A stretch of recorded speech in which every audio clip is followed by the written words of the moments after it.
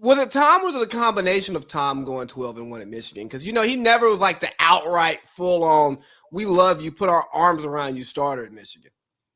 He wasn't, because they had was it Drew Hansen or? Yeah. Yeah, they had a guy that basically everybody was like, oh, yeah, this guy's fucking up next. Like, don't bench him because we don't want him to Justin Fields this thing. I know that Justin Fields is later, but I'm saying just like the way that Georgia fans felt about, okay, it's good that Fromm took us to the Natty, but we've got this generational college football player prospect that plays for us, and like you're giving him snaps even now. Don't fucking bench him. Like, play him next year. Like, you have to play him. You do. So we're recording now, and let's introduce today's podcast. It's the Big Baby. We ballin' Big Baby. And my man's Parlay Pete. What's up, man? Hey, feels good to be here. So we're doing a college football heavy podcast today. I want to talk college football. Honestly, we wouldn't even be talking NFL outside of bets, but Parlay Pete said, "Nah, we gotta talk to grown men. We gotta talk Sunday football." We do. We're gonna jump right into it. So with the Lincoln Riley piece, Lincoln Riley and Brian Kelly obviously grabbed headlines this week, starting Sunday night, signing major deals to leave two of the best programs in the country. What are we willing to say? Two of the top 5 programs as they stood with those guys coaching there when they left. I mean, Brian Kelly's been to two playoffs in the last 4 years, and Lincoln Riley's been in the playoffs like 3 out of 4 years, and he's got 3 Heisman winners under his belt. And so I would say that, yes, they both elevated those programs to being top 5 programs. But in general, outside of who's coaching the teams, when you program for program, they left 2 top 10 programs to truly go to 2 top 5 programs. And at first, I thought the LSU job when hold on. Let me do my monologue. No, go. I didn't tell you this in a pre-production meeting. My apologies. So, and I'm going to spin off of that. They leave those 2 jobs, which are top 10 jobs, at any day of the week, but can become top 5 jobs when the right person's there to jump to actual top 5 jobs. You look at University of Southern California, some of the richest history in college football history. Up until last year, they had the most professional football players. I want to say they have the most Hall of Famers, the most Heisman Trophy winners. The early 2000s when Reggie and Matt had it down there looking good, Carson Palmer, Pete Carroll, they were the biggest show in town in the whole state of California. Everybody wanted to go see USC. Even with the Lakers. With the Lakers. Yeah, crazy though, but it was. It was. Then you have LSU, Go Tigers, right? Death Valley, the real Death Valley. Sorry, Clemson. If you go down there, you win national championships. The last 3 coaches have won national championships down there. And if you look at the team that Coach O had, it's in the argument for one of the greatest college football teams of all time. The stats say it, but now look at Joe Burrow in the NFL. Look at Justin Jefferson in the NFL. Look at Jamar Chase in the NFL. And that's just to say a few who were on that team. There are some more players who are going to have time to mature. And it's crazy how the media has so much power here, because Brian Kelly is getting murked because of how he left Notre Dame. And Lincoln Riley's getting praised for being the savior of USC. Essentially, they did the same thing. They played Saturday. Lincoln decided that he was going to sign a contract Sunday, and he's gone. Brian Kelly played Saturday, goes on a recruiting visit on Sunday, and then leaves the recruiting visit like, oh, shit, this is for real? All right. I'm out of here. And the media leaks Brian Kelly's before he addresses his team. Then a player leaks the text message, and here we go. We have these 2 different perspectives of 2 people doing practically the same thing. Hold on, work with me now. But here's the thing, y'all. Brian Kelly's the one getting beat up, and we're looking at Lincoln Riley as the guy who is going to be the savior. But I think Brian Kelly's going to get to the promised land before Lincoln gets there. Lincoln, he has the flash, pop, and sizzle. They say he's going to bring back what Pete had at USC. But the one thing that Lincoln has not shown is the ability to overachieve. He has not overachieved as a head coach in college football. He has not put a defense on the field that we say, you know what, that's the national championship team. Yeah, offense looks great. Even offensive line looks great. But what Brian Kelly did at Notre Dame, given the recruiting restraints, the location, the religious overtones, the fact that it's Notre freaking Dame, he could only recruit a certain type of kid. But also, he's going to go to LSU, who's going to break the bank for any player to get down there. NIL, SMNIL. There's going to be LSU players who are going to take pay cuts when they get to the league, okay? And Brian Kelly's going to have it at his disposal, but he's also, everybody's talking about he's not a Southern guy. He's a Midwest, he's a Northern guy. But he has that foothold. And guess what?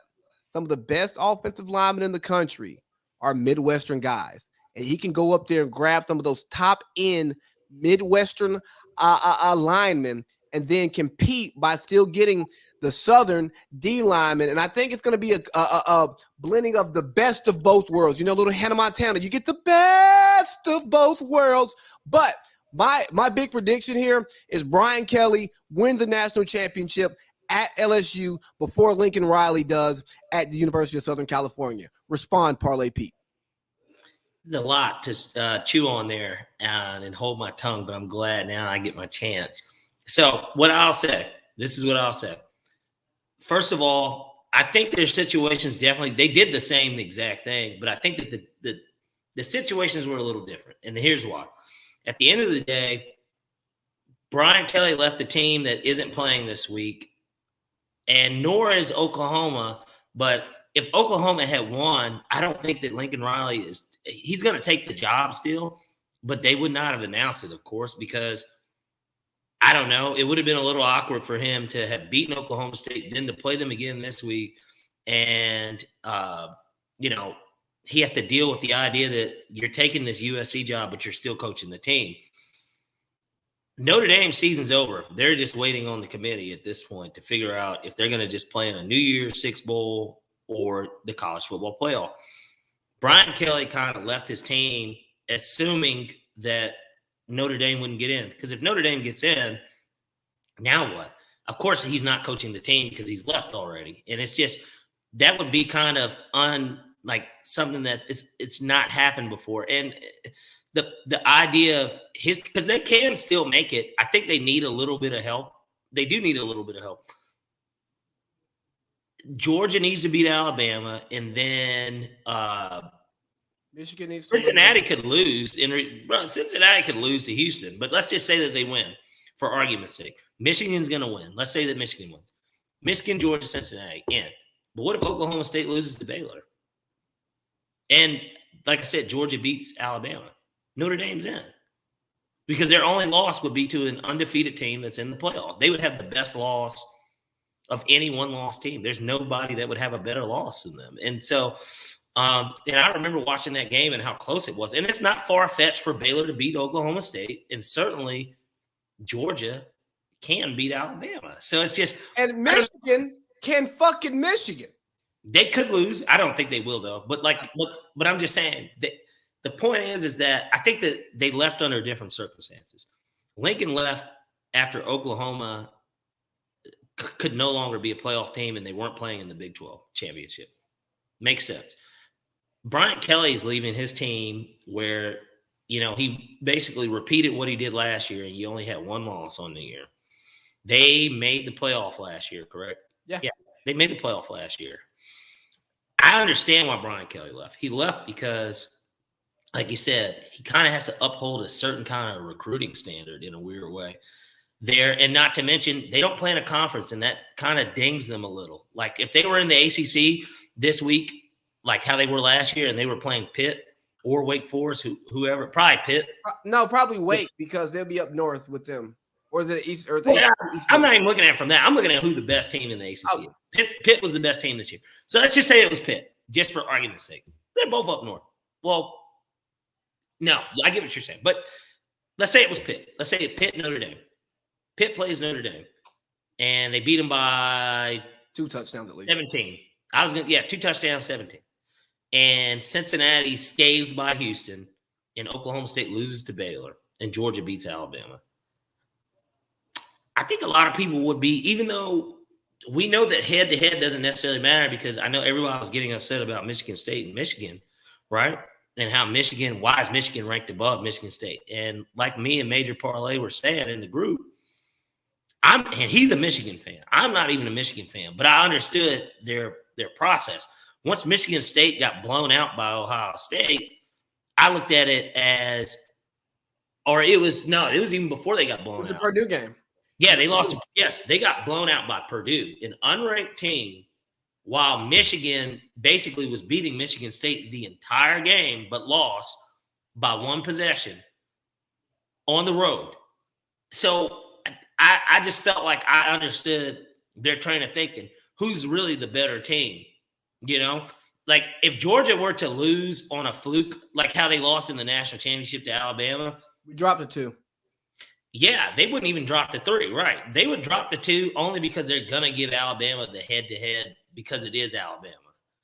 But if it was like, let's say it was Auburn this year, I don't know. It would be hard to move a team like Georgia because you know who's better. Like, you know what I mean? You know who has the better team. So riddle me this one right here with Brian Kelly, because you said his is different because his team is still in contention. And I also think that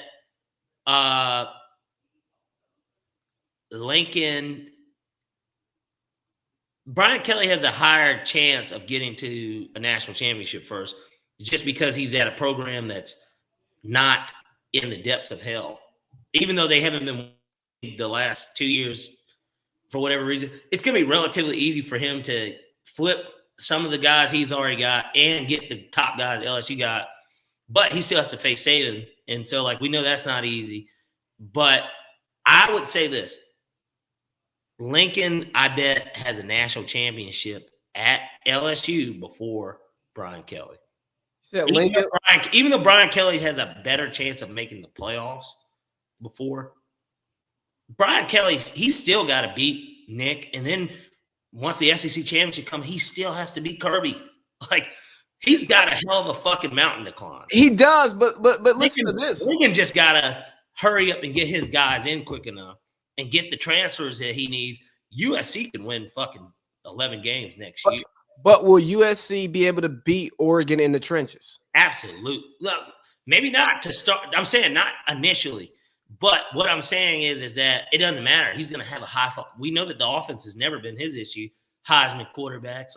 And we don't know who's going to transfer where. But at the same time, that conference is so easy for him to do it in. Like, Utah State blew doors on Oregon, right? Not Utah State, University of Utah. The Utes, whatever. They blew doors on Oregon. They have 3 fucking losses. Like, they lost 3 times this year. They did. And Utah's another team. They are running a great program over there. And thanks to Herb. He started it. He did start it. He did. Pervin liar. But they're crazy in the trenches. I want to know is Lincoln going to be able to build a team inside out that's going to be able to compete with the big dogs? I know Brian Kelly can do that.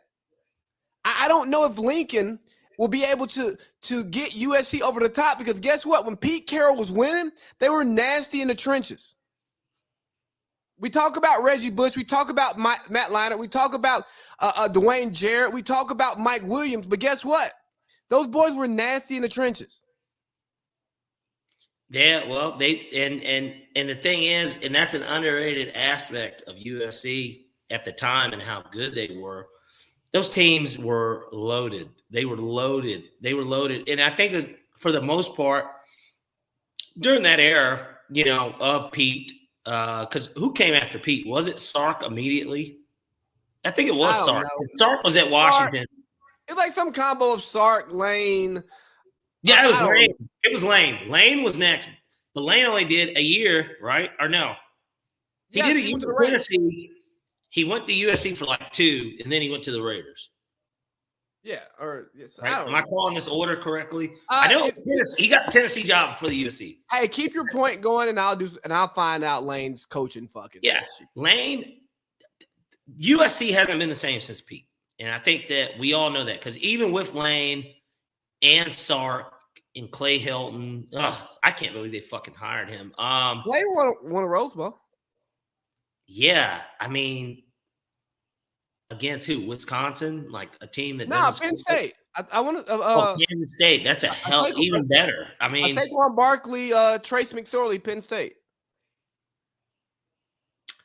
That underachieving ass program, but nonetheless, I know he went Oakland first. He left USC to go to Oakland.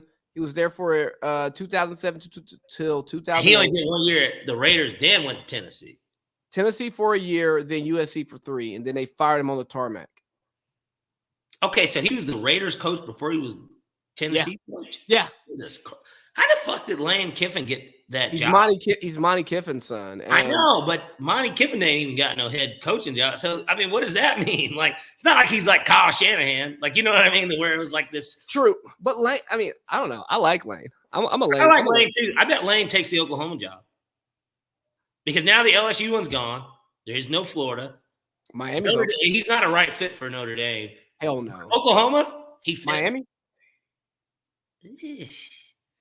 That job is in disarray. Oklahoma, he can still win like immediately. He can, hell, he went 10-2 this year with Ole Miss. He can go 10-2 at Oklahoma.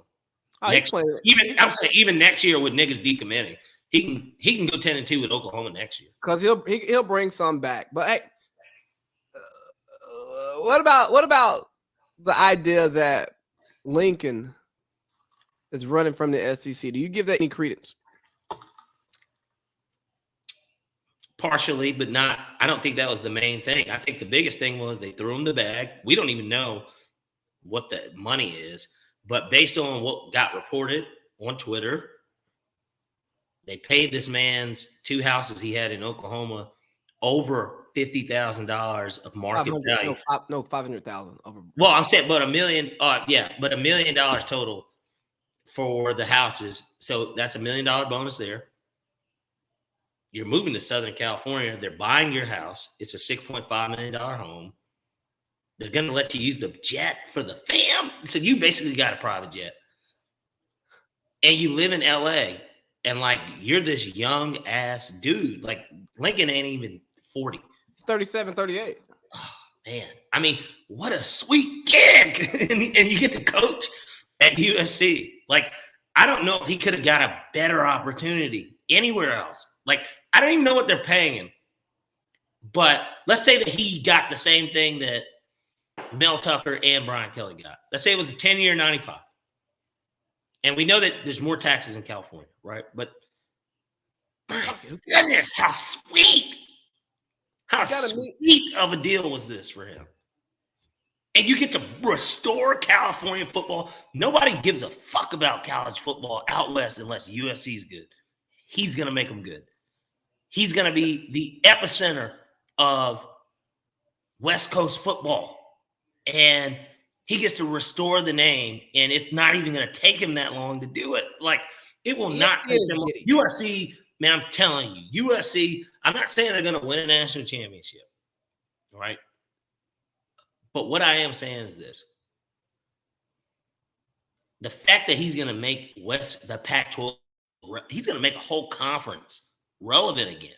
Because you look at all these guys, like, you brought it up. Caleb Williams came from there. Spencer Rattler's from Arizona. Like, I'm just looking at the recruiting grounds for California. JT Daniels is our second string. He was at USC. DJU up at Clemson.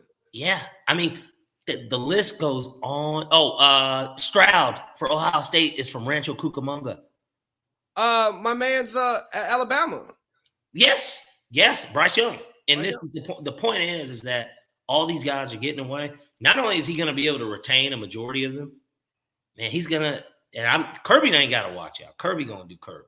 Kirby and Nick gonna get theirs. Look at Kirby giving out QC chains all over the country to get players. Come on now, Kirby and Quavo.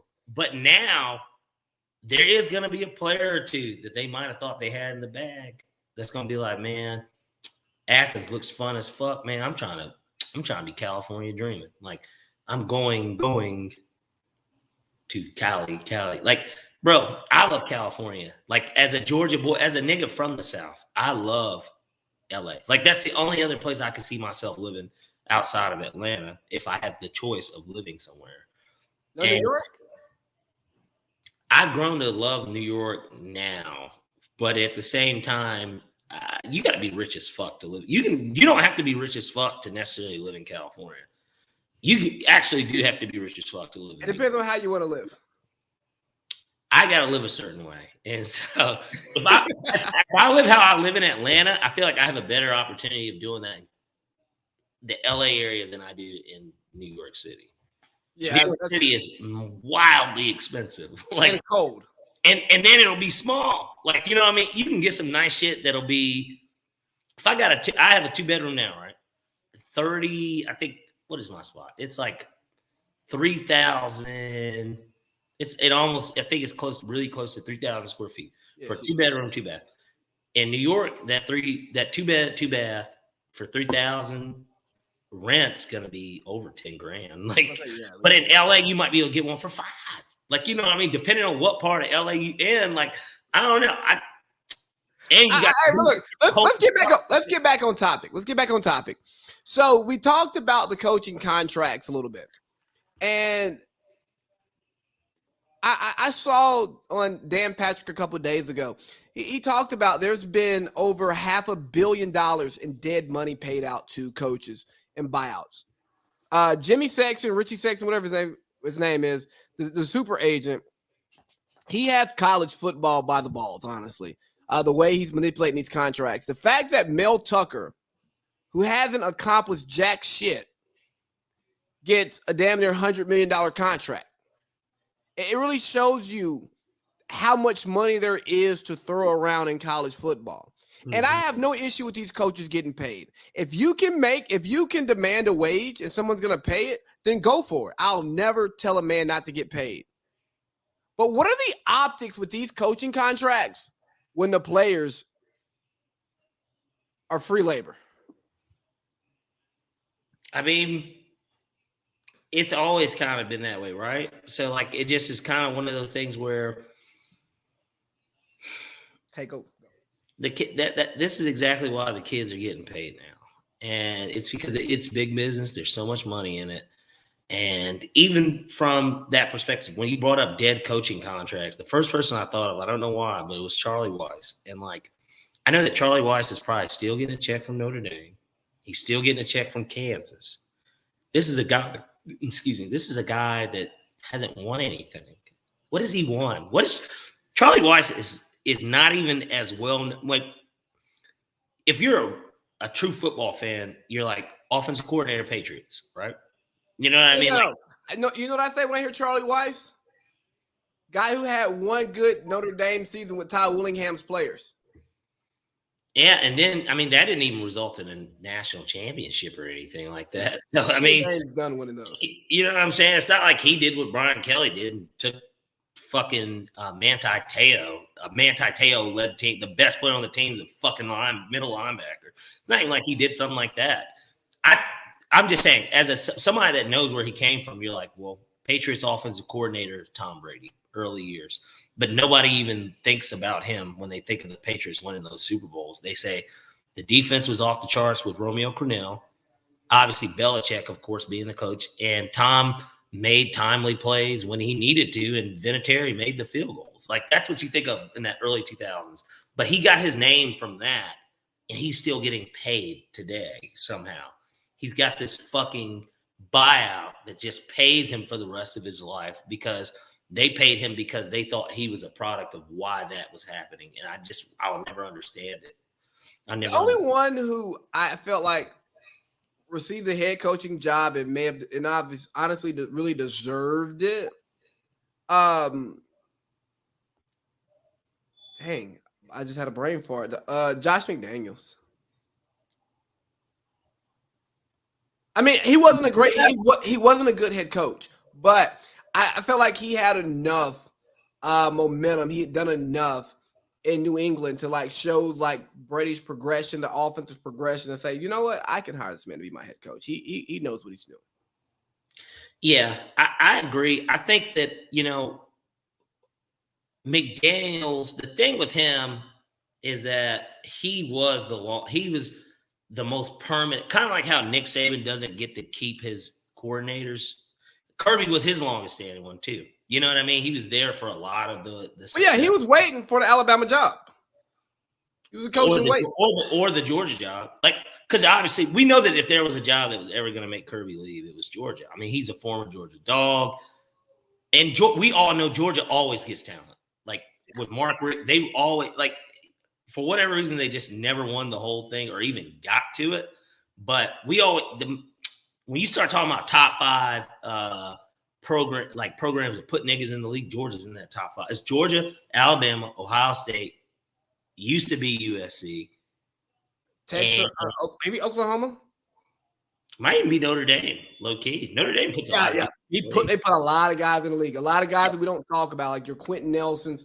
I know a guy personally because Justice went to high school with him. Isaac Rochelle. He's a defensive end for the Colts now, but he was a 7th round pick.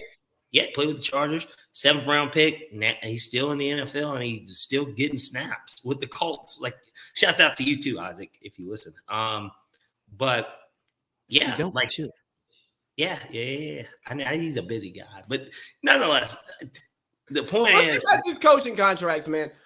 Are the coaches getting paid too much? No, because they're typically, unless it's a private school, it's a state official job to begin with, and if the state's allowing it, at the end of the day, it clearly can benefit the state if the hire is worth it. Is the juice worth the squeeze? That's what this really comes down to. And Charlie Weiss, I know that's a private school. Let me use a better example of somebody that just wasn't worth the squeeze.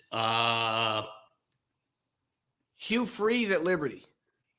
Well, they're private. Shit. That might be private. Yeah, I'm trying to think of a public school. Because he was $4 million. Kevin Sumlin at Arizona. Oh, come on, man. He was probably the highest paid official in Arizona, and they paid him all that money. I mean, they weren't wrong to pay him. I bet that Nick Saban brings more money to the state of Alabama being the head coach of that football team than anyone else that's a paid official.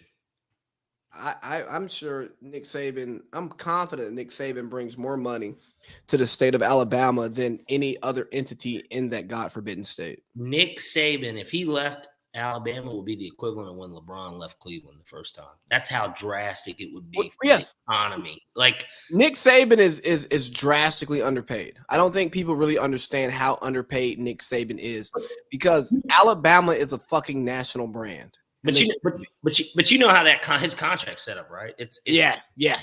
Oh, no, yeah. He's the average of the top 5 coaches or like the top 3 SEC, whichever's higher. And He just got a pay raise without asking for one. He's still going to go back and ask for one in the offseason.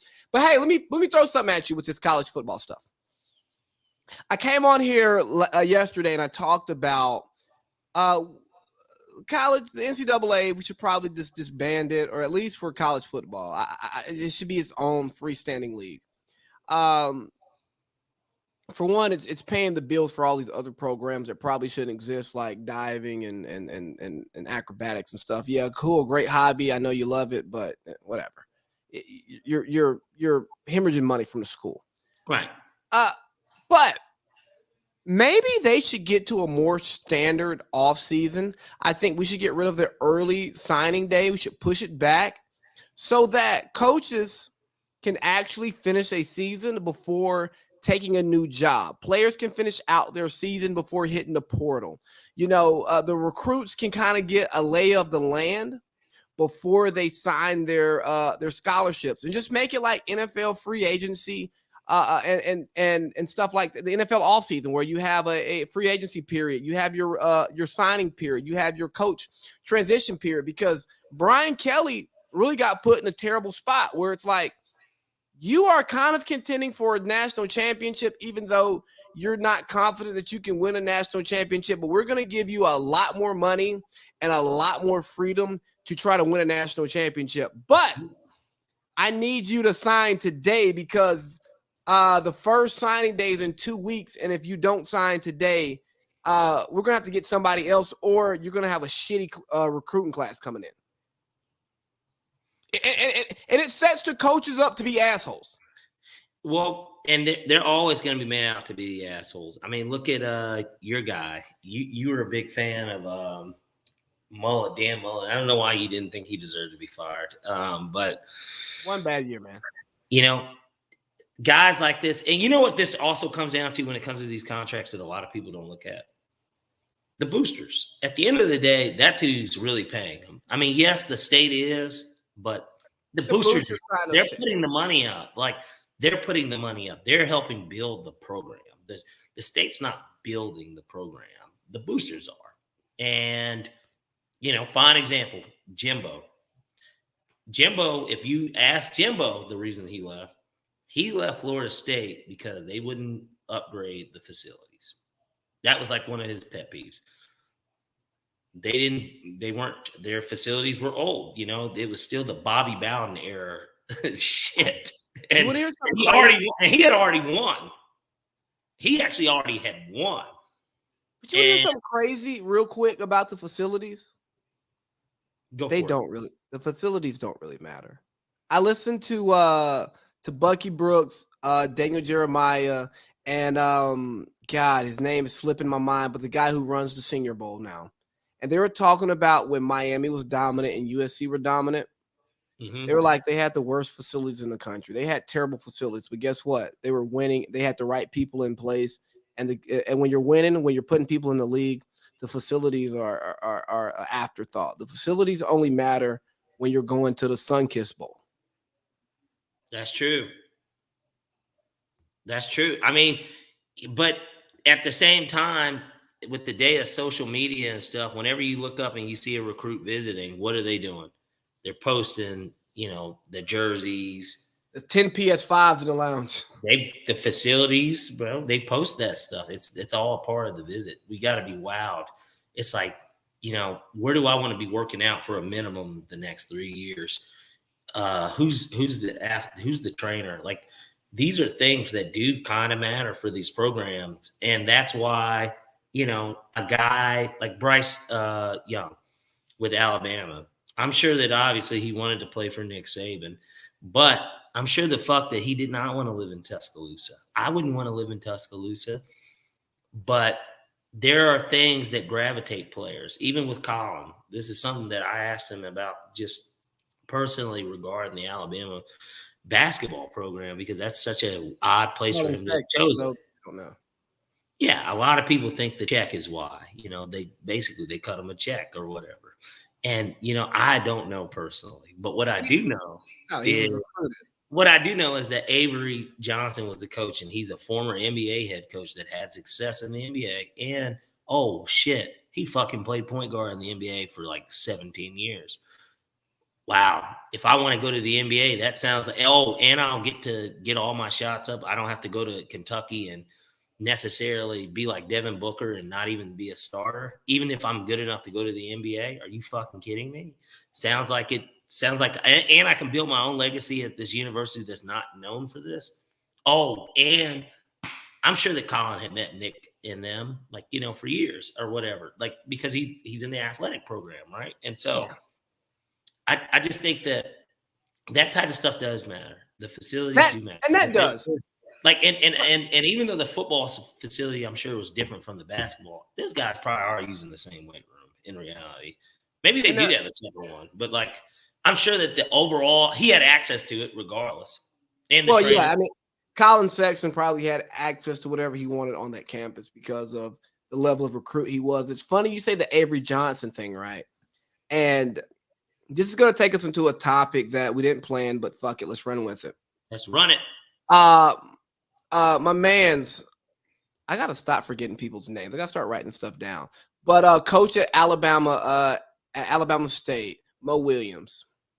What Mo Williams said was, if your kid wants to learn what it takes to get to the league and play at that level, you can send them to me because I know I've done it. I did it, And I think that is the way that if we want to build up our HBCUs, if we want to make our HBCUs competitive, both athletically, academically, with some of the major PWIs, it starts with bringing in former professional players who are competent coaches to do what Deion's doing at Jackson State, to do what Eddie George is trying to do at Tennessee State, to do what Mo Williams is trying to do at Alabama State. When you bring those guys in who can actually field staffs above what the school can normally afford, that opens up the door for so much stuff, because you'll get, like, especially on the basketball side, you'll get a point guard who says, "Oh, Mo Williams, Mo buckets.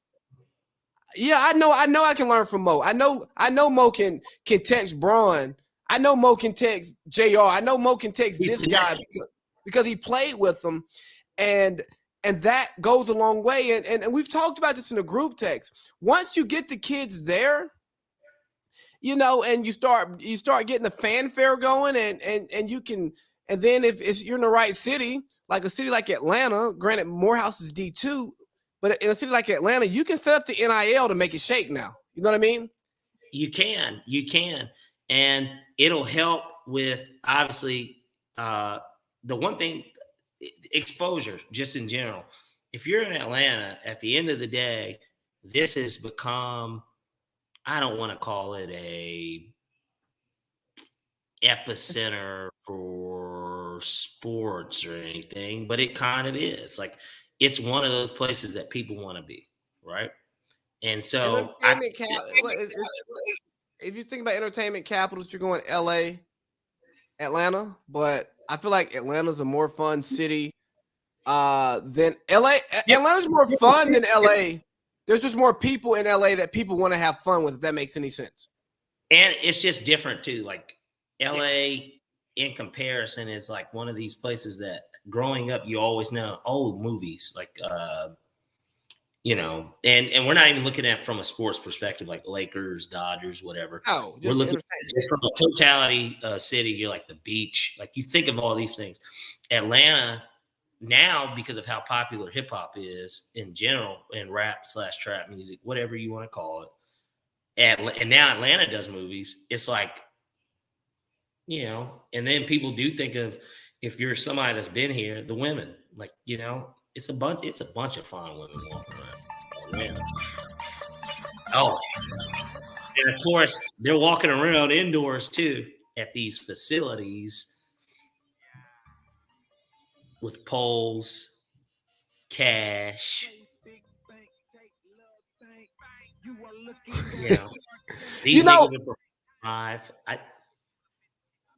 Hey, speaking of Atlanta, hold on. Yeah, I love the strippers. Yeah, I love the strippers. Yeah, I love the strippers. Yeah, so Andre Dickinson, he wasn't gonna take away the strippers. Unlike Felicia Moore, I guess she was, right? Right. But speaking of Atlanta, to do with that, by the way, huh? You think that had anything to do with why she didn't win? Absolutely. Absolutely. I do too. I feel like it honestly took away votes from her in a weird way. I look here. The strip club, the entertainment industry in Atlanta is a cash cow for the city. It's one of our biggest tourists. It's one of the biggest tourist attractions in the city. Yeah. Seattle has the Needle. St. Louis has the Arch. New York has the Empire State Building. LA has the beach. Atlanta got the bitches. I'm sorry. The strippers, the big booty stripper, big booty. Anyway, speaking of Atlanta, there's a big game going on in Atlanta this weekend, man. It's championship week. It is college football championship week, man. So many implications going on. If Georgia beats Alabama, if it's a close game, can Alabama still try to be a two-loss team to get thin, right? There's going to be an argument for it because it's Bama. They're going to need a loss. They're going to need a loss by two teams, in my opinion. If Michigan loses, well, they're out. But if Michigan wins, holy shit. Harbaugh made the playoffs. And will be the number 2 seed. Yes. No matter what happens in the Georgia game, he's the number 2 seed. Right. Luke Fickell and the boys. If Luke gets in, we got a fucking do you hear me echoing? No. I'm echoing, whatever. Well, then we got a non-power 5 in there with Luke Fickell and the boys getting in. Who, Thick? Yeah, and then Thick. Who's number 3 right now? I'm drawing a blank. Alabama. Oh yeah, Alabama. That's right. Then we got Oklahoma State hanging out on the outside. They got Baylor. If they take care of business, who knows what happens? They get in unless Georgia loses. Right, but if Bama loses and Oklahoma State loses, and it'll be becoming Alabama versus Notre Dame thing. Hold on, yeah. But what if Michigan loses? Like, what if we get like fucking pandemonium? Georgia wins, then pandemonium. Because Georgia is the only team that has, no matter what, has locked up their spot. They're in. I'm gonna be honest. Alabama could beat Georgia 35-10, and Georgia is still in. It doesn't really matter what Georgia does. As long as Michigan wins, Michigan will go to 1. Alabama will go to 2. We'll drop to 4. We'll drop to 3. No, we'll drop to. We would drop to 4 as long as they make Michigan 1. They're not going to make Alabama and Georgia play each other. No. We'll drop to 4. Yeah. So, but I say all this to say, man, what the hell? Like, it's so crazy because Notre Dame could get in and Brian Kelly could be sitting at home and his team is playing in the national championship and he's down in the bayou. Like, damn it, man. We could have a Notre Dame Michigan national championship this year. You talk about like breaking the mold. It's not a Southern a national championship. We got 2 Midwest teams with national fan bases. We might actually bring. I don't think it's going to happen either. We might bring the world back into college football. I mean, what I loved about Lincoln to go into USC, not to hit that too much more, is that we're bringing the whole country back in. Just looking at these teams, like Michigan's involved. Notre Dame is close. Alabama, Georgia. This is a crazy year. The Braves won a Super Bowl, and Georgia has been the best football team in the country all freaking year. And I'm not saying this as a Georgia guy.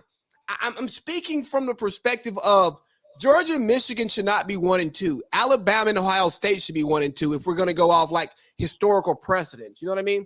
And if we're counting the whole year in general, the Hawks made the Eastern Conference Finals and won 2 games. Like, what? You know what I mean? Like, what? We falling, big baby. And then we got the Falcons at 5 and 6. But nonetheless, we're in 8 or 9. The state has been showing out. And so, yeah, it would be for college football, the best case scenario from a program brand, I think in a weird way, they want Oklahoma State and Cincinnati to lose and Alabama to win. And you get Michigan, Notre Dame, Alabama, and Georgia. That would be ratings out the yin yang. Yeah, because no matter what the matchup, obviously Georgia wouldn't play Alabama because they won't. The committee will purposely make that not happen. Yeah. Whether the ranking makes sense to where one of them is 1 and the other's 4, they're just not going to do that.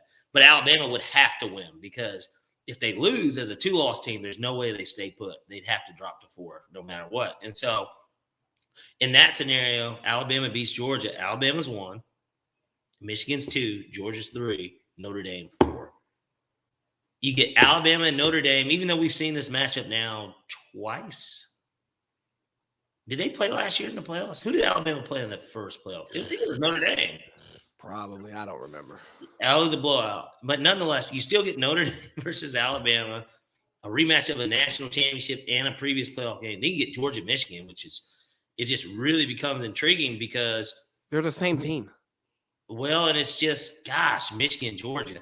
You know, and even though it would end in a Georgia-Alabama national championship, I don't think that anyone will be mad if we got a part 2, especially if Georgia loses a close one to Alabama. But I, for one, am a believer that Georgia's probably going to – and we'll get to the picks on it later, but, like, it sucks that Alabama had such a scare against Auburn because that line jumped 2.5 points. It opened up at 3. It moved to 4. But then once the dust settled, It's 6.5 as of right now. And Georgia went from minus 180 to minus 260. And the thought is Georgia's going to probably beat Alabama. But Yeah, I was hoping that they were expecting it to be a closer game because I was going to hammer Georgia to win by more. I think Georgia's going to win by double digits, but that's just my opinion on it. So, and then when you get the Oregon-Utah State game, which doesn't mean anything. I guess it decides who plays in the Rose Bowl, but nobody cares about that. That's Friday night. You get got Wake Forest, Pittsburgh, fun TV. I guess a bunch of points are probably going to be scored. I guess we'll figure that out in the picks or the premium picks if you buy at emporia.app. But are you going to the game Saturday? So I'm undecided as of right now. It's my daughter's birthday is what it is. And so because her birthday is Saturday, I have to figure out whether or not, I have to make a dad decision. Is it wrong for me to go to the football game for 3 hours and then come straight home? I mean, I do live right next to the stadium. It's not like I have to drive or sit in traffic or do anything. Like, it's going to be a 3-hour process, and I'd have to get her birthday kicked off a little bit early. That way, the game's at 3:30. So I'm going to want to leave the house at 3. So as long as I do the birthday cake and stuff at 11, I can get home by 7 and still salvage it before she has to go to bed. Sounds like you got your mind made up. Well, and if you saw on Instagram, I put my tickets up for anyone that was willing, because I can put them up on Ticketmaster or StubHub, right? And there's only, what's even crazier that I noticed once I did that? There are so few seats available to even buy because this is not something you sell tickets to. You do, you do if you're a Falcons fan and they offer you the tickets and you don't care to necessarily go. But for me, I just have a dilemma. If my daughter's birthday was the day before or the day after, I'd be going to the game. I mean, there would be no choice. It's just for me, it literally, I wish the game was at night, but or earlier in the day, but it's literally that midday. That's about around the time you're doing that stuff. And so that's kind of where I'm at with it. I know my brother he's willing to buy my tickets or whatever, but there's also still a part of me that wants to go. So unless I just get what I want, I probably will go. Fair. So I'm actually going to be at I'm going to be at a birthday party during the game. So I'm going to be the weirdo just checking the ESPN app. There you go. But that's the point. Think about it. You're going to a birthday party and I have a birthday party she's not in daycare or anything. So it's not like one of those things where she's going to have a bunch of people. It's going to be my family. You know what I mean? And I know that her mother's sister, her aunt's going to be in town. And so I don't think anyone's going to be mad if I go to this football game, but I don't want to seem fucked up for doing it. That's why I posted it. I am going to actively try and sell the tickets. And as long as I can get what I want for them, I'm okay with not going. Because I've sold tickets to the SEC championship before, but I've also been to the SEC championship in the last 7 years. I've probably been to 3 of them. So it's not like I'm missing out on anything, but it's also Georgia's year. Kind of I couldn't miss the World Series. I had to go to a Braves. It's on my bucket list now. I went to a World Series game, even though they didn't win and they should have won. I was a part of the Braves winning this thing, and I just want to be a part of Georgia winning the national championship for in my lifetime. I think when we make it to the Natty, we got to go to Athens, man. Either that or where's the national championship this year? Is it the Fiesta? What's game? Let me see. We got to look. Hey, Siri, where's the college football national championship at? The CFP Championship will be played on January 10th, 2022 at 8 p.m. at Lucas Oil Stadium in Indianapolis. Indy? Oh, hell no. You know what? You got business up there.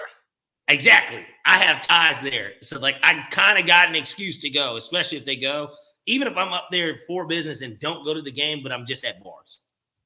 See, if I'm going to do the bar thing, I'd much rather be in Athens at the bars than in Indy at the bars because the college kids, the real Georgia fans, they're not going to be in Indy. It's going to be the corporate Georgia fans at Indy.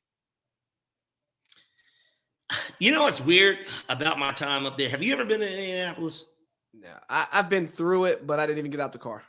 So I've been there now like 4 times. I've been in Lucas Oil, obviously. I went to a Falcons game last year. We played them. Or not last year, but 2 years ago, before COVID.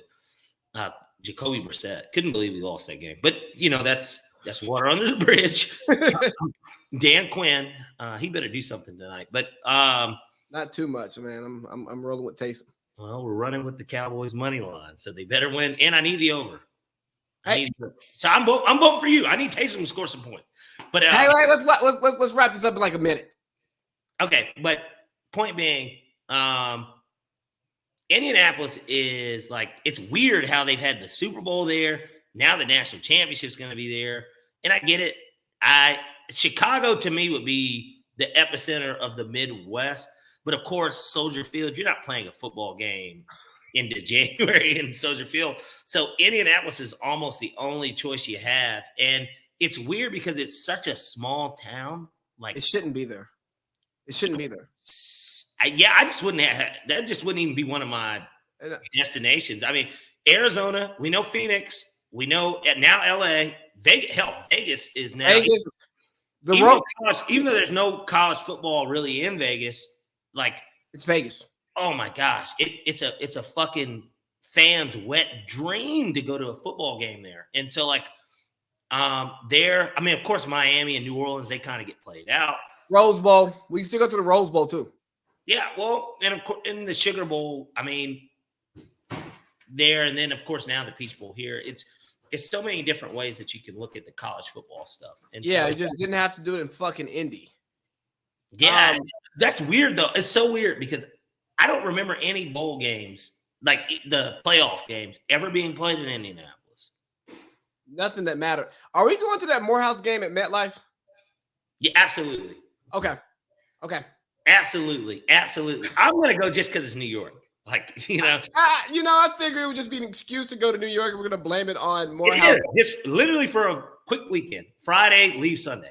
Yeah, so, AB, all about Benjamins, about business. Just got suspended for 3 games, no pay, for presenting a false vaccine card to the NFL. And I have no issue with him being suspended because the NFL takes COVID very seriously. But the bigger conversation is people are trying to make a false comparison to what Aaron Rodgers did. And we've talked about Aaron Rodgers on this podcast because both of us actually listened to him on McAfee for him to explain his process, where AB gave a fake vaccine card. He didn't take it. He acted like he took it. Aaron.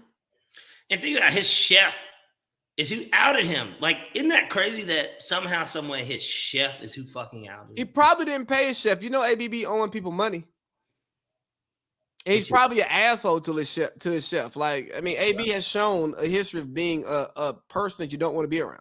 Hey, that's his fault for essentially getting that Raiders contract voided because that was his big payday as a receiver, and big letdown.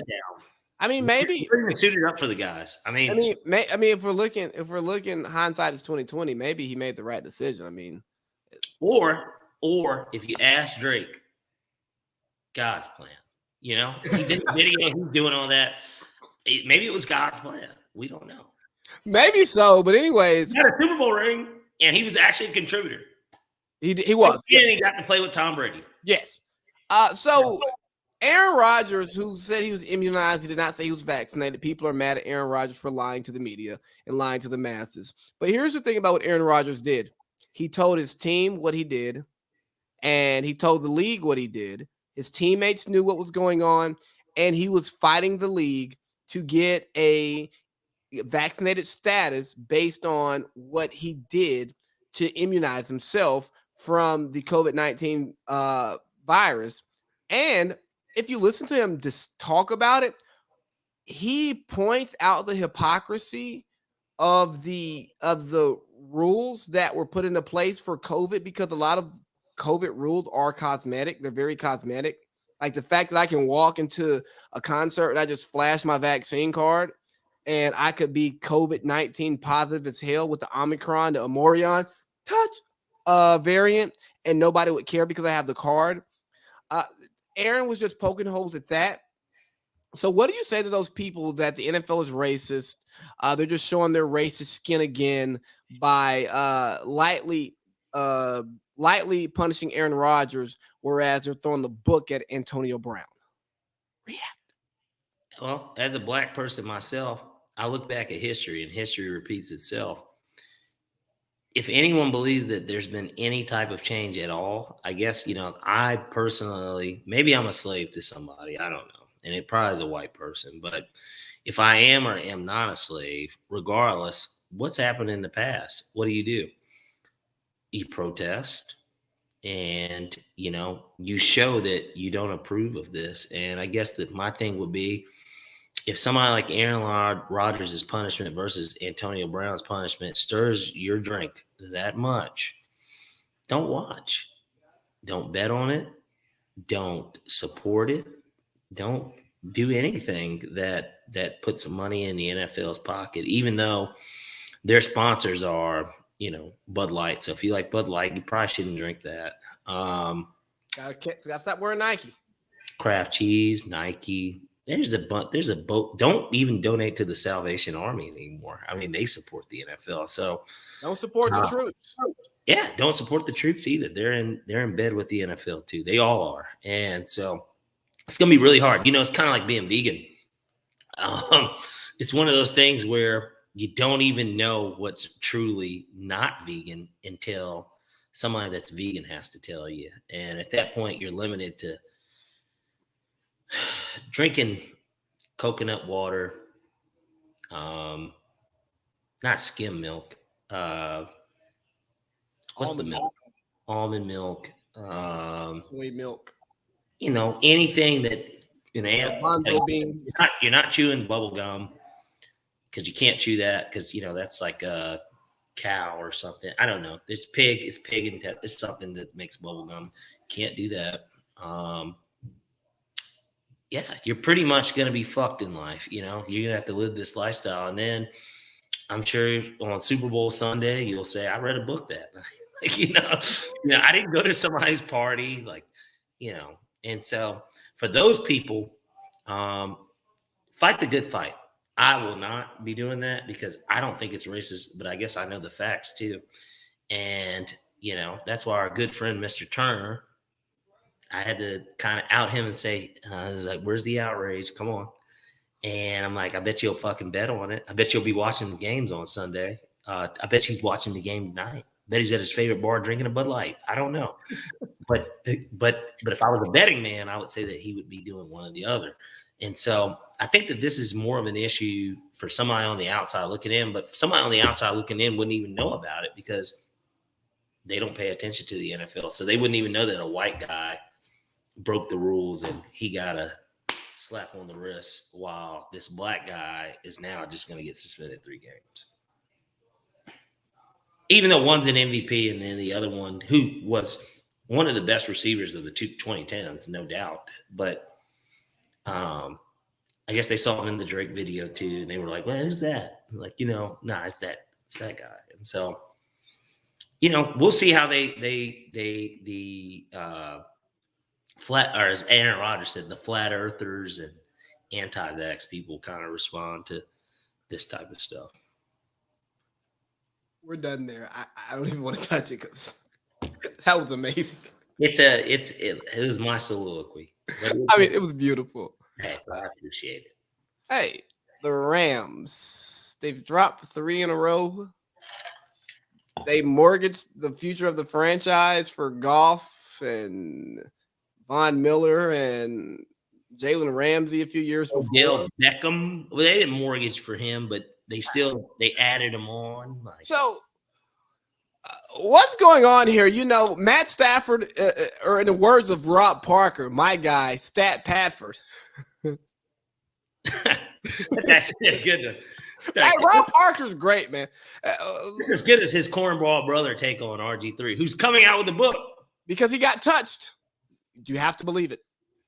Well, you got to read the book to find out how and who did it. I won't. In this organization that's in such turmoil, they got John Gruden fired, fucking cheerleaders. They can't even have a fucking mascot. I mean, there's a lot going on there. Yeah. Dale, find a better team, dudes.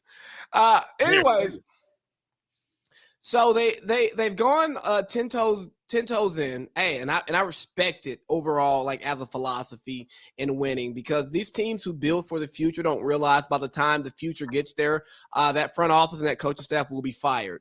So I'm a big fan of building for now. But they went an extra step and they upgraded at quarterback to Matt Stafford. Now, mind you, the over-under for neither team really changed once they made the trade. But nonetheless, we thought Matt Stafford was going to be an MVP because we love his arm talent. We love his toughness, even though he's always hurt. And now he's hurt. And all we talk about is him being hurt, despite the fact that Aaron Rodgers can't feel his fucking toe. And he's looking like the MVP right now. Lamar Jackson throws 4 picks and still beats a team that y'all put in the Super Bowl. And y'all still got Kyler in the MVP race, but his team has went 2-1 with him on the sidelines. But got it. I know. It's okay. You people don't make any sense here. Yeah. But the Rams are in a nosedive. Some people are saying Matt Stafford has a case of the Odell Beckham syndrome, like Skip Bayless is saying that he's falling into the same trap that Baker fell in. He just thinks he has to throw the ball to Odell. Look here, Matt Stafford played with the best wide receiver of the 2010s, okay? He's not Odell can't come talking crazy to him. He'd be like, hey, bro, you ain't Megatron. Watch your mouth, okay? And the coach, Adam – not Adam Gase. Oh my God, I'm drunk. What's the coach's name? Sean McVeigh. Damn it, man. Sean McVeigh, who is the boy genius, who still gets his shit pushed in by Kyle Shanahan, no matter who he puts out there. Every time. He's out here looking crazy because he's changed his whole philosophy. He was ground and pound play action. Now he gets this nice new gadget and he forgets his whole identity. It's like Andy in the Toy Story. Like he gets Buzz Lightyear and he forgot who's been there for him, who runs the room, who keeps the toys in line. Andy is the king of this castle. But now Sean McVay's got Matt Stafford and it's like he's Buzz fucking Lightyear. What's going on down there in LA? I think it's a bad case of some of it is scheduled. Hey, hold on. Can we take a second to that Toy Story reference off the dome was fucking amazing. I'm going to stand up and give you a standing ovation. That was beautiful, honestly. But point being, look, I think that with the Rams, some of it is a bad case of scheduling because who are these losses to? The Titans, who granted now kind of looking pretty bad, but they had the best record in the NFL at the time of them beating them. They played a 49ers team that if the playoffs started today are a wild card team. And then you just lost to what some would say is the Super Bowl favorite on the road. And so, I mean, let's give a little bit of credit to the teams that they actually lost to. These are good teams. They are good teams. And it's unfortunate that they couldn't get the W, but these were still good teams. Like, you know what I mean? Let's give them a little bit of credit, okay? Let's give them just a little bit of credit. These were good teams. The schedule is going to – and for what it's worth, the Rams had kind of a light schedule. They blitzed like the Giants. They blitzed the Jets. Like, they played some bad football teams too. They rolled the Pats, though. They did, but the Pats – excuse me, the Bucks. Well, they didn't roll them. That game was close. Relatively. It wasn't close. I took the Rams, and they were dogs in that game too. But point being, they were at home, and it was like week 3. Like, so it was so early in the year. But like, and we don't know the true identity of teams, which I'm glad you brought up the Pats because look at that. They were like 2-2. They struggled to beat the Texans. Now look at them. As they beat Buffalo, they're in control of the AFC at this point. And so, I think that with the Rams, they still have that potential to win the Super Bowl. And Odell Beckham did have a sighting, actually, in Green Bay, because he caught like a 60-yard touchdown pass from Matt Stafford. It's good stuff to see. I don't remember seeing Von Miller really do much, but at the same time, Von got manhandled by a second string, third string actually, backup left tackle. Yeah, he got no sighting. Only sighting on their defense with Aaron Donald choking. He's always sighted. We can always see him. But Devontae Adams didn't go off on Jalen Ramsey, did he? He had 5 catches on Jalen Ramsey. He didn't go off 40 yards. I mean, you know what I'm saying? Like he Aaron, who I think should be the MVP now. I mean, I'm still Aaron and Lamar for MVP. Like, I don't care if Lamar threw 4 picks. He won. And Aaron, do you want to talk MVP? Go ahead. Let's get into the MVP conversation. Is there NFL MVP this year? You know, a lot of people were hopping on the Jonathan Taylor bandwagon, right? And he still has a case because he didn't even play that bad against Tampa. They just didn't really give him the ball like that. Frank Reich, we love you. We think you're a good coach. But when you choose to put the ball in Carson Wentz's hand over Jonathan Taylor's hand and you're not down by 21, it's a bad decision every time. Yeah, that's the type of stuff they got rumors about Matt Nagy getting fired, which I wonder if Matt's been tuning in. I know that maybe he's been busy coaching. Yeah, well, because he still is. He's going to coach on Sunday. And think about that rumor. Based on that, I feel like that rumor, by the way, got taken away because it did leak. I don't think that it was supposed to leak because they did barely win that game. They won on the last second field goal. But his agent probably leaked it just so he could keep his job. Nonetheless, and we appreciate you, Matt, for always tuning in. Typically, we hope to hear from you soon again. But MVP wise, man, in a weird way, if I had to crown one as of today, it's been one of these things where we had so many different guys at one point that felt like they were in it. Whether it was Derrick Henry to start the season, hurt, Jonathan Taylor goes on this hot streak. It wasn't just it was a hot streak, and I mean, he still didn't. Like I said, he didn't even play that bad. They were 7-1. He 3 in all statistical categories for a quarterback. If you got to go with one thing, we got to go with the most consistent guy and the guy that's proved multiple times throughout his career. I'm going to go with Tom Brady as of today. I mean, because if I had to pick somebody today, yeah, man, his highs have been way higher than his lows. Like his lows, yeah, they've had some stinkers. Like when they lost to Washington. I guess we'll have to see what he does against the Falcons this week. Like if they were to drop a game against the Falcons, I'd be surprised. But you know, I think that consistency and statistically wise and record wise, the Buccaneers, even though Leonard Fournette kind of carried them, he had 4 touchdowns against the Colts. I cannot believe I traded him to you, but now I can't because I fleeced you. I told you I fleeced you a week or two ago. No, we're in the same fucking position. If we went out, I'm in the playoffs right now. You're in the playoffs. If I went out, I'm going to be in the playoffs. And if you go to the fantasy projections, they have me in the playoffs. I don't buy those projections because I've been out the playoffs the whole year, and guess what? We're the 2 seed right now, leading the division, 6-5-1. Fuck you, Boink. Pitch ass tie. He's not even going to the playoffs. His team is so wild how fantasy works out too. Is Boink the Raiders? Because Boink was like killing at the beginning of the season. So is everybody else. Is literally this is such a win. Like this is elimination week for a lot of teams. Man, now, I have been the most consistent and the best team in this league since we started. And no argument for me.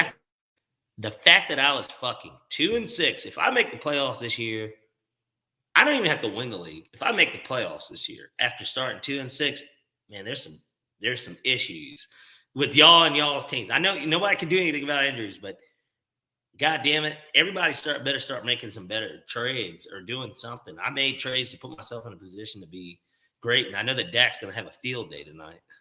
Look here, man. You're not the only person who started off slow outside in, and it's like, hold on, this league does not look right. And since we're on the NFL MVP too, and I brought up Dak, the crazy part about it is if the Cowboys hadn't just started falling off a cliff, he would be very much in the conversation himself. He played a couple games without his best receivers. They're both back tonight. He's definitely the front runner for comeback player of the year. He's going to probably win that for sure. Dak's Cowboys look great, and we'll see what Dan can do with them. But regardless, he would be another guy that season strong, because a lot of people don't remember when Matt Ryan won MVP. The Falcons were 7-5. We lost a game to the Chiefs at home. I was at that game. I remember I was late to that game. I'm very rarely am I late to Falcons games. I was late to that game. It was raining that day. The Chiefs were a playoff team, of course, too, which they made it that year. And, of course, that's the memorable Eric Berry homecoming. Pick 2 and pick 6. He scored fucking 8 points by himself for that football team that day. And that was the difference in the game, literally. Eric Berry, it was one of the – and he gave the ball. He, beat cancer, gave the ball to his mom, who just so happened to be on that side of the end zone from the pick 6. It was unbelievable. But that game changed the Falcons. That was his last season too, wasn't it? Basically, of him being healthy, yeah. And it was a game that changed the Falcons season, in my opinion, because we blew doors on everybody else up until the third quarter of the Super Bowl that year. They literally ran through everybody after that game. They didn't lose again. And they were blowing teams out. There was a lot of stuff. So because there's so much season kind of left, I think a guy like that, Josh Allen just had his way. They came off a heartbreaking loss to the Raiders where they had to come no weapons, but they lost in heartbreaking fashion. And tonight can be that. Maybe Dak even gets into that MVP conversation. But as of right now, like I said, I like Tom Brady. Brady, I still like A-Rod and Lamar. And A-Rod, I tell you what, A-Rod is there too. Missed a game. How many times do you give MVP to a guy that's missed games? Josh Allen is still like top 2 in the betting odds, and that's garbage. But hey, let's get to these. It's about to be kickoff time. Let's get to these picks before kickoff. We got 14 minutes before kickoff. Okay, give me 1 second. Let me pull up. I'll start off with my college football picks. Okay, we're gonna go college first. A little college football 6-pack. When I make my 6-pack, I like a little Sweetwater 420. Got to have one of those in there. Give me a Hops Executioner. Let's see. Have you had that blue raspberry joint from Sweetwater? Sweetwater, yeah. Give me one of those. Give me 2 of the Sweetwater hazy IPAs. That puts me at 5. And then we're gonna close it out with a good old fashioned Budweiser because it's my favorite piss beer. Gosh, I don't know why you like Budweiser. And that's a heavier version of Bud, too. I get it for free, man. I've been getting it for free since ever. My mom works. Your mom works at Anheuser-Busch, right? Yeah. And so, now, we start talking about 6-packs. If I had to create a 6-pack. Well, I take that back. I have to take out that Budweiser and put in a Lagunitas little something in there. Like, I forgot about my California beer. Well, you got to give me a Hops. Before we start, Hops Executioner is always going to be the first thing on the list. I've had beers from other countries that I really, really, really enjoyed.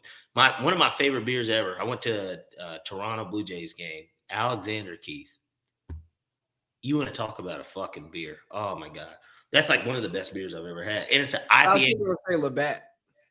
I do like Labatt's cool too. Labatt's cool too, and I mean I like Kieran Lights. I don't want Kieran beer. I want Kieran Light. So if you go to your favorite hibachi joint, Kieran Light. If they have Kieran Light, get you a fucking Kieran Light. But here, we're not even going to get into that 6-pack. Let's get into the real 6-pack.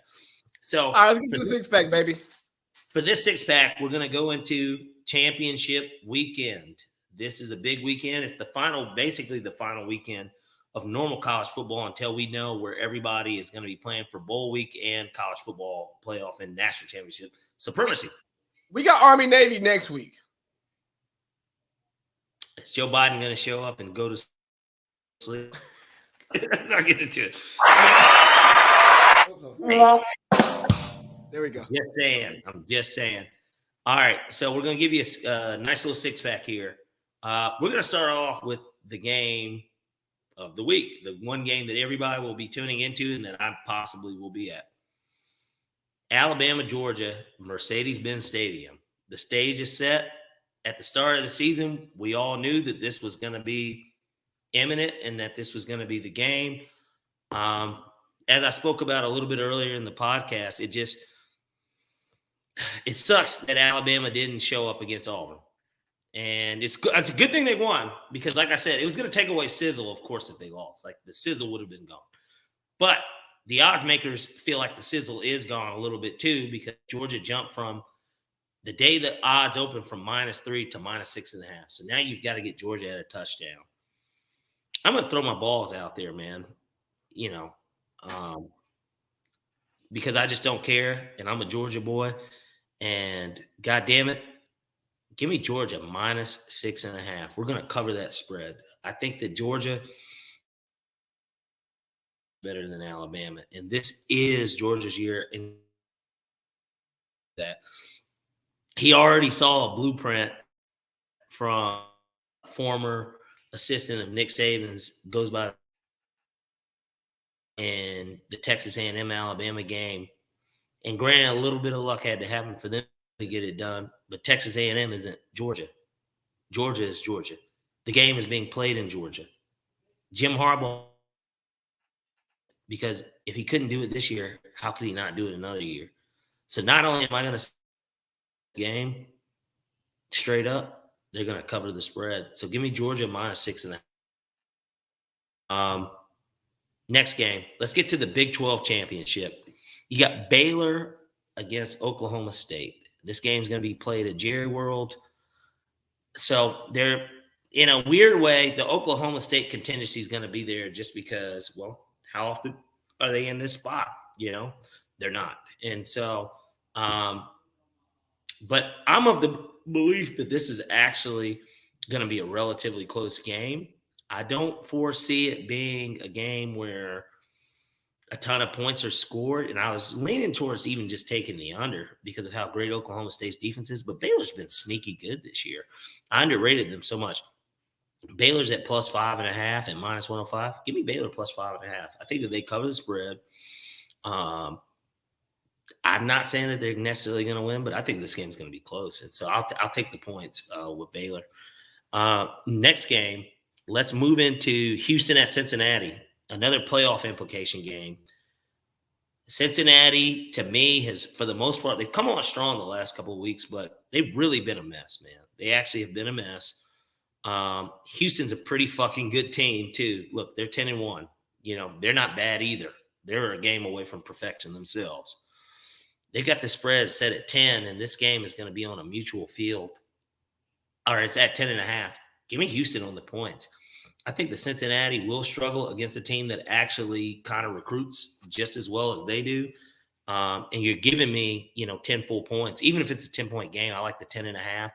Give me Houston at 10.5. It's just, I don't know. I got to take the points in a game that means something to both teams. Because for Houston, it's spoiling their season. And, of course, for Cincinnati, it's playoffs or bust.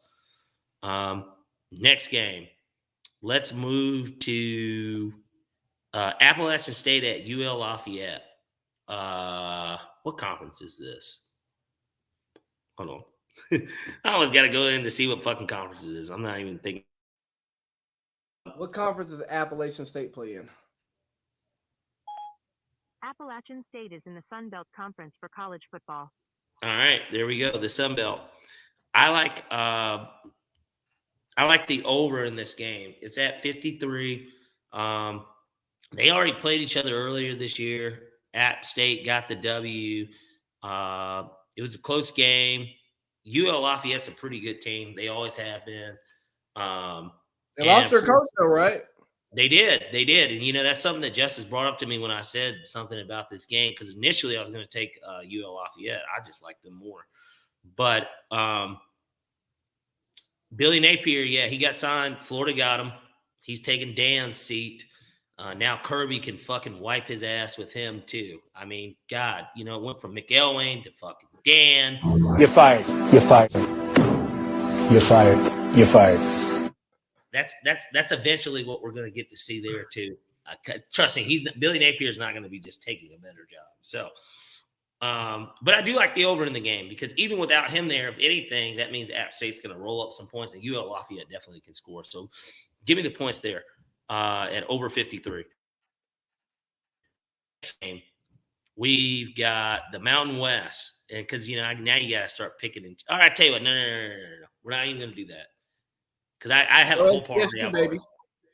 Nah, we're going to go ahead. We're going to do that. Wake Forest at Pitt. Let's do the ACC championship game. Wake Forest it's not at Pitt, but Wake Forest Pitt in Charlotte. Give me Pittsburgh money line. Pittsburgh's the way better team. They're more complete. Defensively, they play a lot of defense. And then there's Wake Forest, who doesn't play any defense. Pretty straightforward. Give me Pitt money line. Next game, or final game for the college slate, Iowa at Michigan. I'm going to take the easy way out. Just give me Michigan money line. They're the better team. They're going to win. I'm not going to do a spread or anything on this game. And the odds aren't great on it, but I just don't see how Jim could Michigan this thing. I really don't. It feels like it's their year to actually probably end up being the team that plays Georgia in the national championship, because if Georgia beats Alabama, which I'm projecting, and I think a lot of people do believe that's going to happen, that means Alabama, and you probably move Cincinnati. We'll get Cincinnati. Beat Cincinnati, you play Georgia. You make it to the national championship. And so we'll go ahead and run away with that and, take them on the money line. I think that's just the easiest bet to make. I'm not mad at that at all. Cowherd thinks that OK State to give Georgia a tough game. I think that defensively he knows that would be kind of a tough game because that's the number 2 defense in the country.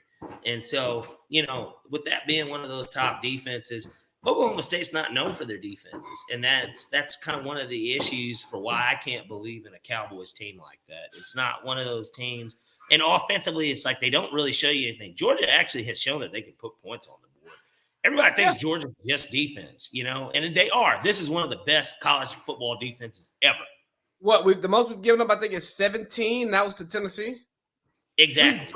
We've boat raced everybody except for Clemson. And that was on the road. Week 1. I'm talking about the Tennessee game. That was on the road. Oh, okay. Yeah. I expect Tennessee. They won't beat Georgia next year. But, boy, do I expect them to be one of those teams that definitely starts the season off ranked and probably wins about 9 games. I mean, they've got the guy they hired as their coach, I know, was Oklahoma's quarterback when they won the national championship with God damn it, the coach that's going to be coaching Oklahoma in place of, with Stoops. And so that guy, Brian Daboll or something like that. He was the quarterback of Oklahoma. Brian Daboll, that's the Bills. Bills offensive coordinator. You're right. Goddamn, mixing up names. Regardless, Philip Montgomery. Yeah, and so, but yeah, that's our college 6-pack, and kind of on the spot here, I'm gonna go ahead and draft up this NFL picks. Hold on, I don't think I got that name wrong. University. Yeah, that's not the coach of Tennessee. Yeah, no, that was Tulsa. I put UT head coach. It took me Tulsa. I'm gonna find this SOB though, because I don't want to be wrong. That's the Tennessee head coach. Huh? Tennessee head coach. Yeah, Josh Heupel. Okay, yeah, that's his name. I don't know why I said Brian Daboll. I don't know why he was the first person that came to mind for me. Oh, you got Josh Allen on your mind or something? I don't know. I do have him as a pick here in this NFL 6-pack, though. So, well, let's get it. I'm in my Cool Whip inside. No, Gucci. That doesn't mean you come over here when I start rapping cheesy. Come on, man. Don't hold Gucci out like that. Hey, Gucci, speak. Speak. Oof. Speak. Speak. Bruh. You can't perform in front of the camera. Speak. Shake. Oh, shake. You gonna shake for me? Okay, you don't know your commands. Okay, got it. You ready for the 6-pack, man? I am ready for the NFL fucking 6. Let's get it. Let's get it. All right, so I've got a list here. We're going to start off with the actually, this is a 4 o'clock game. Washington football team at Las Vegas Raiders. Fuck you, Dale, and your football team. Your team sucks. They're not going to the playoffs, and it starts this week by you guys losing to the Raiders. Give me Derek Carr and that momentum on a Thanksgiving W against one of the better teams in the NFC. I like Vegas against them because, well, Derek Carr is better than Taylor Heineke, and it's pretty fucking simple to me. Not to mention that Redskins defense is still depleted, and we know how bad Seattle is. No reason they should have even had a chance to win that game at the end there. And so I like the Raiders against Washington traveling across the country without Chase Young. I'll take them 10 times out of 10. Money line? Yeah, Raiders money line. And you can get them at great odds. They're minus 125. New England Patriots at Buffalo Bills. I like the Bills to honestly get it done. And the reason I like the Bills over the Patriots is because this is kind of a must-win game for the Bills. If they lose this game to New England, it's a pretty good chance they're going to be a wild card. Yeah. And so it at least makes things a little bit more interesting because this year, I think this is the first meeting. The game is at home. They already had a stinker the last time they were at home, losing to who did they lose to? Urban? No, that was on the road. They lost to Jacksonville at Jacksonville. They lost at home to the Colts. Jonathan Taylor's 5-touchdown game. Hard to believe if the Bills still, even though they haven't looked as good, I still believe the Bills are one of the best teams in the NFL. They're also just like the Raiders coming off of a longer week than anyone because they played on Thanksgiving. I like the more preparation for Bill and a rookie, Mac Jones. Give me the Bills money line. Next game. I trashed them last week, and then I kind of switched it up, actually, on the picks that I put in the comments. You notice I had to delete that because I was like, damn, I was actually pretty spot on about my prediction initially because Pittsburgh got their fucking ass kicked by the Bengals. We got Baltimore at Pittsburgh. I'm going to roll with Pittsburgh at home at a plus 4.5 dog. Not necessarily because I really think Pittsburgh is going to win the game. I just expect them to keep it close. These games are always close. And if you're going to give me points with the home team, I've almost got to go with it. And there's no way they can play as bad as they did last week against the Bengals. No way. I tell you what, if so, Ben needs to go ahead and hang the cleats up after the game. Seriously, if they get blown out, hang it up. Like, move on. You know what I mean? Like, seriously, like, get on with your life. There's plenty of real estate down there. You're fired. You're fired. There's plenty of real estate in Milledgeville, man. Enjoy your life. You know, you were already doing it before. Like, do it again. And I'm not telling you to rape again.